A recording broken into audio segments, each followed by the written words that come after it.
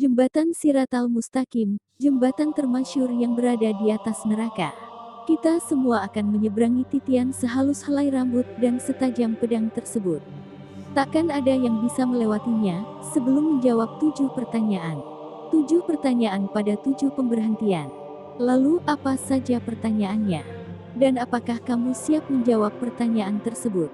Pada hadis As-Sarif, Nabi Muhammad SAW menjelaskan jembatan Siratal Mustaqim sebagai berikut. Hal yang mudah bagi beberapa dan mustahil bagi yang lain tergantung amal perbuatan mereka. Neraka memiliki jembatan sehalus helai rambut dan setajam pedang, dengan duri yang bisa membelenggu siapapun yang Allah Subhanahu wa Ta'ala kehendaki. Manusia bisa melewatinya sekejap mata, secepat kilat, seperti angin berhembus, atau seperti menunggangi kuda raja. Malaikat akan berkata, "Ya Allah, selamatkan. Ya Allah, selamatkan." Secara terus-menerus. Akan ada dari mereka yang selamat tanpa luka, ada yang bersusah payah, dan ada yang terjatuh.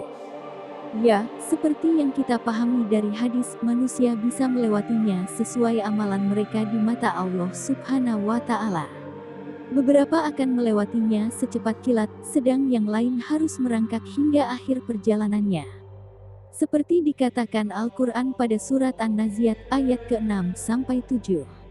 Malaikat Israfil akan meniup sangkakala sebanyak 2 kali. Tiupan yang pertama akan mengguncangkan seluruh langit dan bumi, hari perhitungan pun dimulai kecuali pada mereka yang Allah Subhanahu wa Ta'ala berikan pengecualian. Tiupan kedua akan membangkitkan yang mati, dan dikumpulkan di padang mahsyar akan diberikan catatan amal semasa hidupnya. Dikatakan dalam Al-Quran, bahwa saat kamu diberikan catatan itu di tangan kananmu, pertanda akan masuk surga, dan jika kamu diberikan catatan itu di tangan kirimu, maka itu adalah tanda hukuman di neraka. Saat di dunia, malaikat rakib dan atid mencatat segala amal perbuatan manusia. Semua amal baik dan dosa yang kita lakukan akan dihadapkan di depan kita. Catatan amal perbuatan tersebut disebutkan pada ayat ke-49 surat Al-Kahfi. Dan diletakkanlah kitab catatan amal, lalu engkau akan melihat orang yang berdosa merasa ketakutan terhadap apa yang tertulis di dalamnya, dan mereka berkata, betapa celaka kami, kitab apakah ini? Tidak ada yang tertinggal, yang kecil dan yang besar, melainkan tercatat semuanya. Dan mereka dapati semua apa yang telah mereka kerjakan tertulis. Dan Tuhanmu tidak menzalimi seorang jua pun. Ya, kitab ini akan dihadapkan di padang mahsyar. Begitu kita mendapatkan catatan amal, pertanda kita berada di ujung jalan. Tapi, ada satu perhentian terakhir sebelum ketujuan akhir kita. Ini adalah perhentian sehalus helai rambut dan setajam pedang. Ini adalah perhentian yang harus dilewati semua orang tanpa kecuali. Perhentian ini adalah jembatan Siratal Mustaqim. Dan tidak ada seorang pun di antara kamu yang tidak mendatanginya, neraka. Hal itu bagi Tuhanmu adalah ketentuan yang sudah ditetapkan. Quran Surah Maryam ayat 71. Menurut hadis, Siratal Mustaqim adalah jalan lurus di atas neraka. Semua manusia akan melewatinya, orang beriman akan melewatinya dengan cepat atau lambat tergantung amal mereka. Adapun orang kafir dan pendosa, mereka akan tersandung dan jatuh ke neraka. Nabi Muhammad SAW bersabda, yang pertama melewati Siratal Mustaqim adalah dirinya dan umatnya. Sirat jembatan akan diletakkan melintasi neraka, dan aku, Muhammad, akan menjadi yang pertama di antara para rasul untuk melintasinya dengan para pengikutku.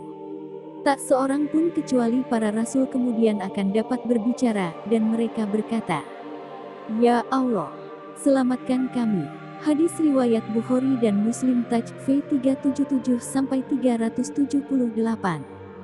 Dan manusia akan melewatinya dengan cepat jika amal mereka baik. Orang-orang beriman akan melintasi dalam sekejap mata, seperti kilat, seperti angin, seperti burung, seperti kuda, dan unta terbaik. Beberapa akan melarikan diri dan aman, beberapa akan terkoyak dan dilepaskan, dan beberapa akan didorong ke dalam api neraka. Apa yang akan ditanyakan saat kamu lewati jembatan ini? Setiap orang akan ditanyai atas amal baik mereka, dan dosa-dosa yang dilakukan di dunia. Seperti yang dikatakan di awal, Takkan ada yang bisa melewatinya sebelum menjawab 7 pertanyaan. 7 pertanyaan pada 7 perhentian. Hal pertama yang akan ditanyakan pada perhentian pertama adalah iman kita. Kita akan dengan mudah melewati tahapan pertama jika iman kita kuat. Tapi, manusia yang tidak beriman akan jatuh ke dalam neraka di tahapan ini. Dan kita tahu mereka yang diberikan kesempatan untuk beriman, namun tetap ingkar akan masuk neraka. Setelah Allah Subhanahu wa Ta'ala memperkenalkan dirinya melalui sifatnya dan hambanya, mereka memilih untuk ingkar. Nerakalah tujuan akhirnya. Neraka begitu mengerikan sehingga saat ditanya, apakah sudah penuh, neraka akan berteriak, apakah tidak ada lagi, jawabnya. Dengan kata lain, tak peduli seberapa banyak manusia, neraka tidak akan penuh. Tapi, jangan takut, jika kamu salah satu dari yang beriman dan melakukan amal baik, kamu mungkin terbebas dari tekanan di padang mahsyar dalam sekejap. Sama seperti Nabi Ibrahim alaihi salam yang diselamatkan dari api. Kamu masih memiliki kesempatan jika kamu beriman, walau tak banyak melakukan amal baik untuk menyelamatkanmu. Jika tidak, akan ada kail yang menahanmu karena dosamu. Jika kamu terbebas dari kail itu, maka baguslah, tapi jika tidak, neraka akan menunggu untuk menelanmu.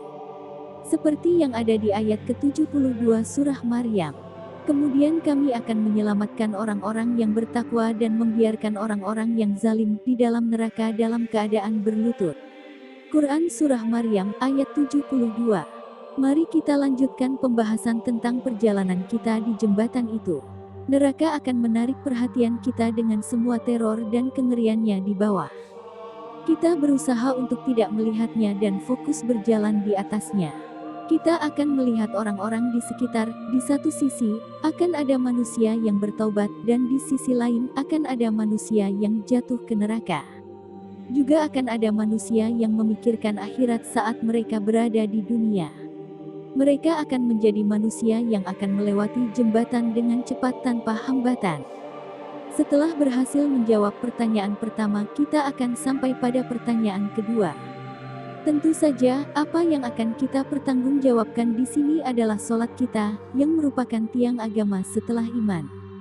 Tiang-tiang iman bagi Islam, jika sholatmu lengkap dan tulus, perhitungan amal akan mudah. Tetapi, jika doamu tidak tulus, keimananmu bisa runtuh. Nabi Muhammad SAW bersabda, "Salat adalah tiang agama, barang siapa yang meninggalkannya telah menghancurkan agamanya." Ajluni Kast Al-Hafa 11-31. Jika kita tidak mau disentuh api neraka, kita harus memastikan bahwa salat kita sama seperti tiang yang kokoh. Meskipun kita melihat neraka melalui lubang jarum, kita takkan bangun dari sujud kita. Jika iman kita teguh dan sholat kita baik, kita akan pindah ke tahap ketiga. Jika kita menghabiskan kekayaan Allah Subhanahu wa Ta'ala tidak sesuai dengan yang dipintanya, maka pertanyaan berikut tidak akan menyenangkan. Karena kita akan ditanya, di mana kita menghabiskan harta kita dan dengan siapa kita akan berbagi. Apakah kita berzakat? Kita akan ditanya, pikirkanlah itu, kamu hidup dengan pikiran bahwa harta yang diberikan oleh Allah Subhanahu wa Ta'ala adalah milikmu. Alih-alih berzakat, yang mana adalah perintah Allah Subhanahu wa Ta'ala untuk berbagi. Kamu malah menyembunyikannya dari mereka yang membutuhkan dan tidak berbagi pada yang berhak. Kita hendaknya mencari perlindungan Allah Subhanahu wa Ta'ala dari hal ini. Jika kita sembunyikan harta kita, surga pun disembunyikan dari kita.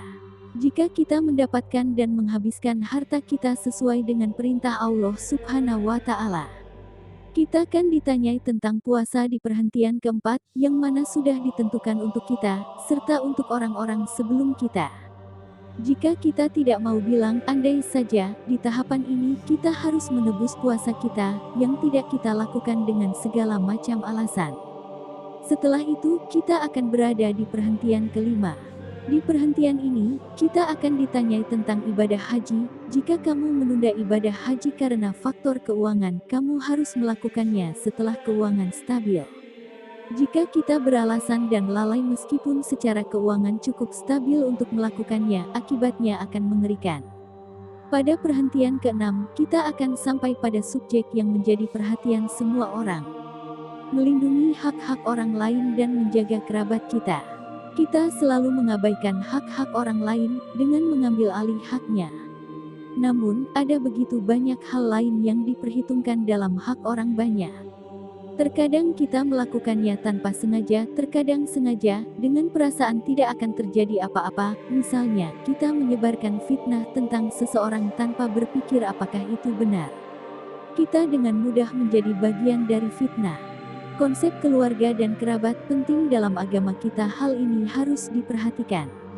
Namun, kita tidak selalu akur dengan anggota keluarga kita.